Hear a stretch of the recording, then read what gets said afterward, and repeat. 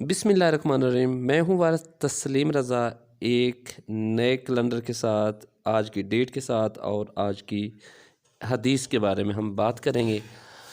हमारा मकसद सिर्फ डेट बताना नहीं है, हमारा मकसद कि नबी करीम सल्लल्लाहु अलैहि वसल्लम की प्यारी प्यारी बातें जो हैं वो अपने तमाम दोस्तों के साथ शेयर करना, अपने भाइयों के साथ, अपनी सिस्टर्स के साथ जो है वो असल हमारा टारगेट और मिशन ये है कि नबी पाक सल्लल्लाहु अलैहि वसल्लम की बातों को आम किया जाए और उस पर अमल किया जाए।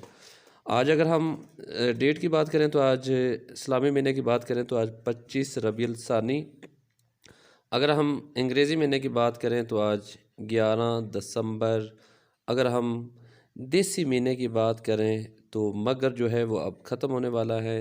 आज 26 मगर बरोज़ जुमे का दिन है। और आज की जो हदीस है वो है कबूलियत की घड़ी। मेरे प्यारे आका का फरमान है कि जुमे वाले दिन एक ऐसा लम्हा भी आता है जिसमें हमारी दुआ जो है वो कबूल होती है। आए अब हम इस हदीस के बारे में डिटेल के साथ हम पढ़ते हैं।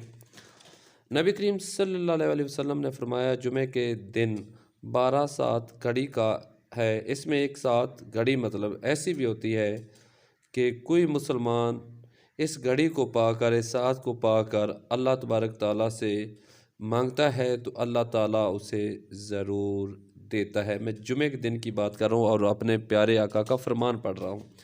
लिहाजा तुम असर के बाद आखिरी साथ मतलब कि घड़ी तक इसको तलाश करो। जुमे से हम असर तक हमें जो है वो अल्लाह ताला से दुआ मांगते रहना चाहिए और अल्लाह तबारक ताला हमारी दिली मुरादें जो हैं, सच्ची पक्की नेक नीयत जो हमारी मुरादें हैं, अल्लाह ताला कबूल फरमाए। अल्लाह ताला आपको खुश और आबाद रखे। मुझे दें इजाज़त। अल्लाह हाफिज़।